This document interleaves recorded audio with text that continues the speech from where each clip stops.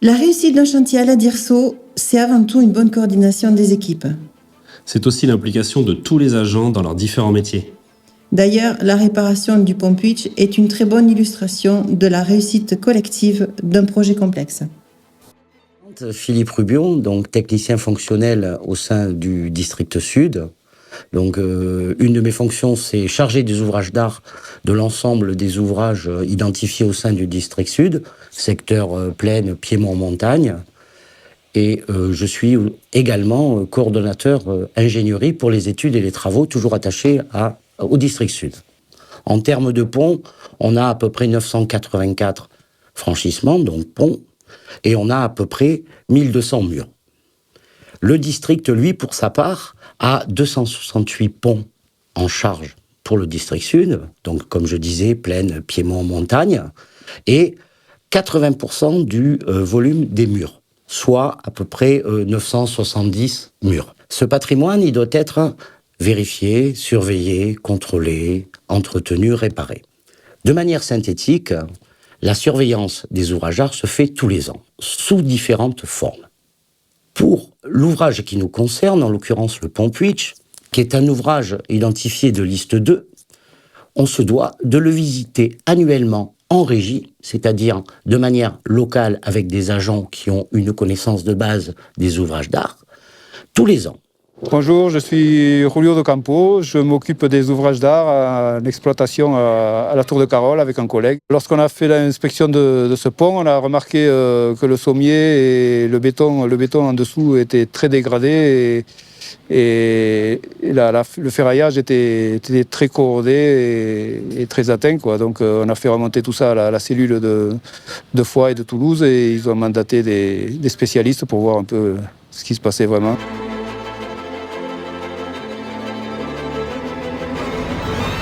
Kevin Vierge, chef de l'unité ouvrage d'art au service d'ingénierie routière de la DIRSO et chef de projet de l'opération de reconstruction du pont Puig à Portet-Puymorens. Alors, les travaux sont situés donc sur le secteur montagne, au-dessus de Portet-Puymorens, RN 320, accès Andorre, donc on est à 1900 mètres d'altitude.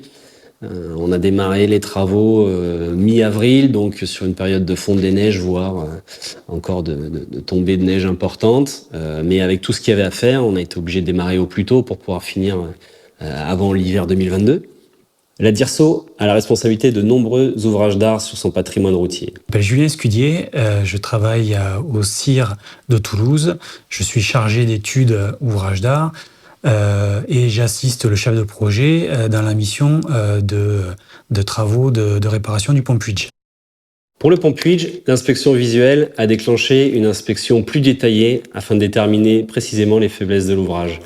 Il a été estimé que l'état de dégradation du pont était très important. Il avait une cotation notée 3U, donc c'est l'une des cotations les plus fortes dans le degré d'état d'un ouvrage. Suite à cette inspection détaillée, la cellule P1 a décidé d'entreprendre des réparations plus importantes que de l'entretien spécialisé et s'est rapprochée du service d'ingénierie pour piloter des études de réparation. Au vu des dégradations, avec des forts problèmes d'assainissement, des dégradations des bétons très importants, corrosion des aciers, il y a plusieurs scénarios de réparation qui ont été envisagés.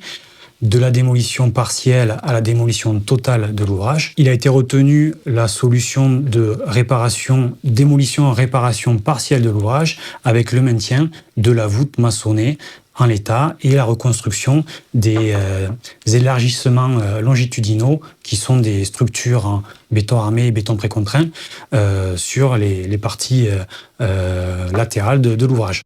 Les investigations sur des parties amiantées qui sont une des problématiques pour la réparation de l'ouvrage. Et avec tous ces éléments, l'étude de réparation a été menée pour la réalisation de l'avant-projet de réparation ouvrage d'art. Le gestionnaire a ainsi passé à l'unité ouvrage d'art une commande d'avant-projet de réparation ouvrage d'art qui a été soumis à la direction des infrastructures de transport afin de valider l'opportunité et de donner le financement pour ce marché de réparation. Bonjour, je suis Sylvie Fournès, responsable de l'unité budget marché Donc, pour l'opération du pont Puig, nous avons sollicité les crédits spécifiques plan de relance au niveau de la direction des mobilités routières du ministère. Nous avons aussi fait diverses démarches administratives, telles que l'inscription dans la programmation pluriannuelle de la DIRSO et la demande de l'avis conforme du responsable ministériel des achats. Après l'obtention des crédits, nous les avons délégués dans Omega, notre outil de gestion. Après l'approbation de la DIT, l'unité ouvrage d'art a ainsi produit un dossier de consultation des entreprises qui a été contrôlé et mis en ligne par l'unité budget-marché du SM2E. Nous avons relu le dossier de consultation des entreprises établi par le CIR. Après sa validation, Anne Toralba, notre chargée de marché, a publié l'avis de marché et a mis le dossier de consultation des entreprises à disposition sur place, la plateforme des achats de l'État. Elle a ensuite déchiffré les offres et ouvert les plis et les a transmis au CIR. L'unité ouvrage d'art se charge d'analyser toutes ces offres et de retenir la meilleure d'entre elles pour démarrer cette période de travaux. Quand celui-ci a établi le rapport d'analyse des offres, nous l'avons relu et soumis à la validation de la direction. Nous avons ensuite procédé à la notification du marché, ce qui a permis le démarrage des travaux. Alors au sein du district sud, en tant qu'exploitant, on a un regard permanent sur le volet exploitation. Et dans le cadre des travaux du pont Puig, dans le cadre également du marché, l'entreprise se doit de fournir un dossier d'exploitation sous chantier, ce que l'on appelle de manière usuelle le DESC. Et ce DESC donc est proposé au district pour avis exploitant. Le district sud donne son avis sur le volet exploitation de chantier. Une fois que ce dossier d'exploitation sous chantier est finalisé, on l'envoie au service SIGT de la DIR Sud-Ouest pour instruction. Minimum 5-7 semaines. Je suis Antoine Machado, en charge de l'instruction des dossiers d'exploitation sous chantier. Il a fallu réduire au maximum les fermetures totales de la route et faire les fermetures uniquement la nuit pour occasionner le moins de gêne possible à l'usager. Arrêté temporaire de circulation est pris pour le chantier, pour la durée du chantier et pour les spécificités des différentes phases de ce chantier. Marie-Céline Mafutuna, chef de l'unité communication et coordination. Dès la validation du DESC, je reçois un projet de communiqué de presse que je fais valider à la direction et que j'envoie ensuite à la communication des préfectures pour qu'ils publient dans les médias et informer ainsi les usagers par voie de presse. Donc sur un tel chantier en montagne avec un alternat permanent et des fermetures de nuit, il faut absolument pas oublier le volet communication, nos panneaux à messages variables. Donc tout ça est géré par le CIGT de Saint-Paul-de-Jarrat. Bon, je me présente, Scapin Michel, chef du PC depuis 3 ans au PC de Saint-Paul-de-Jarrat. Alors la première étape, c'est le district sud nous envoie l'arrêté concernant ces travaux. Les opérateurs le reçoivent, l'enregistrent et ensuite le diffusent à tous nos partenaires. Derrière, l'opérateur enregistre sur Tipeee le chantier. Sur le chantier apparaît la nature des travaux et les restrictions qui sont afférentes à ce chantier. Je fais derrière un communiqué parce qu'il y a des restrictions qui sont assez lourdes, c'est-à-dire par exemple là par rapport à ce chantier, il y a des fermetures de nuit et ces fermetures de nuit apportent de la gêne aux usagers, surtout au transport de matières dangereuses qui sont obligés de ne pas passer ni par le col ni par le tunnel parce qu'il est interdit au TMD. Que l'information passe aussi par les PMV. Là, par exemple, là, je vous en ferai voir une. On en a actuellement fait une par rapport aux nuits de la semaine 38 pour avertir les usagers comme quoi le col du Puy-Morin serait fermé pendant 3 jours. Et Vision Futée diffuse l'information non seulement aux professionnels, mais via le site internet est accessible à tous les usagers. On a la chance d'avoir au droit de l'ouvrage l'ancienne déviation qui a été créée en 1988. On est dans une zone Natura 2000, donc avec une protection environnementale à mettre en œuvre importante, contrôlée. On a plusieurs espèces protégées qui nichent dans l'ouvrage, donc des chauves-souris, des hirondelles de rocher. Donc on a mis en place des filets de protection, des nids artificiels, mis en place par l'entreprise et validés par la DDT. On a un exploitant qui connaît très bien son réseau. On est constamment dans l'échange tripartite, je dirais, maîtrise d'œuvre, travaux, exploitant routier, même si on est de la même boutique, et puis entreprise, parce que il y a des enjeux importants en termes de sécurité, en termes de trafic. L'exploitant vient de temps en temps en réunion de chantier, faire des points réguliers. C'est un échange constant. Donc on a retenu une offre techniquement intéressante avec 3 co-traitants, un spécialiste des fondations, un spécialiste du terrassement et un spécialiste génie civil. On a réalisé une période de préparation de 6 mois, de novembre 2021 à avril 2022, et avril 2022, on démarrait les travaux de démolition, reconstruction de l'ouvrage. Nous avons une fenêtre de travaux qui se situe d'avril à novembre. Il y a des tâches qui ne peuvent pas être effectuées avec une forte hygrométrie ou des températures qui sont en dessous de 5 degrés. Alors Stéphane et Louis, qui sont chargés du suivi de travaux, eux sont sur le terrain pendant toute la durée des travaux. Ils contrôlent ce que fait l'entreprise, donc la conformité vis-à-vis des procédures qu'a établi l'entreprise et que nous on a validées. Alors, ce qui déclenche l'autorisation de continuer le chantier, surtout les paiements. Stéphane et Louis font le contrôle des quantités réclamées par l'entreprise. Ils font ce qu'on appelle des métrés, donc ils mesurent en contradictoire avec l'entreprise pour le quantitatif, le suivi financier. Bienvenue, vous êtes donc au sein de l'unité gestion comptable du SM2E. Donc cette unité en fait est un des maillons de la chaîne comptable, le dernier maillon de la DIRSO en matière de mise en paiement, notamment des situations de travaux sur marché. Donc Evie nous donne le feu vert de mise en paiement, son feu vert technique.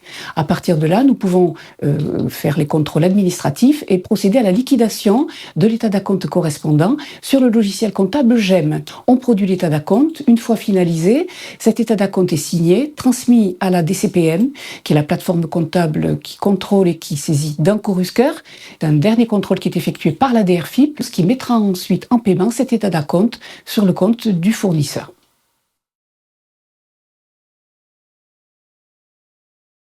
Première étape, on enlève la signalisation provisoire qui a été mise en place en 2019 pour mettre la nouvelle signalisation de chantier. Puis on attaque tous les travaux de préparation pour la mise en place des échafaudages sur l'ouvrage.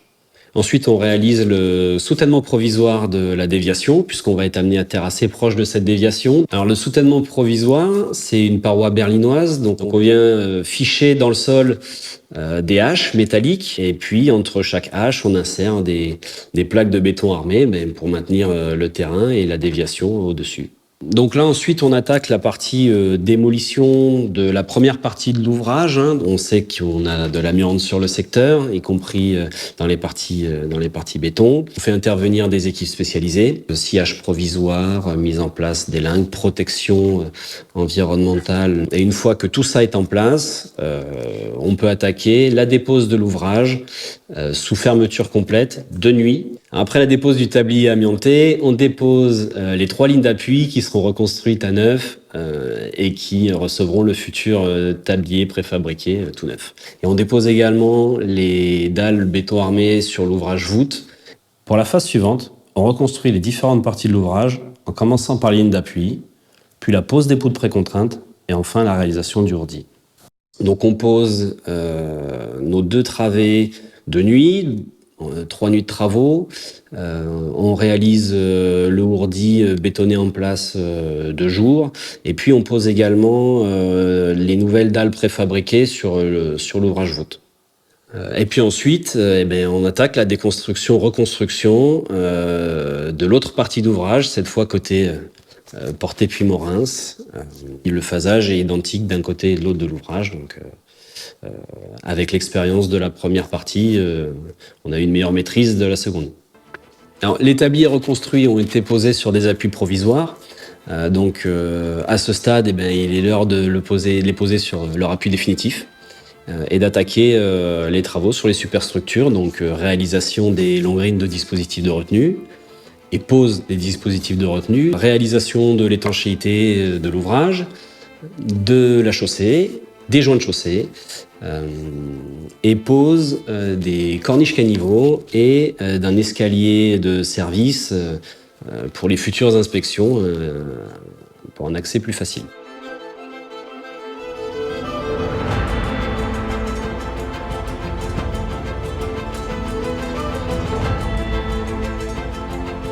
Alors l'entreprise réalise les épreuves de chargement.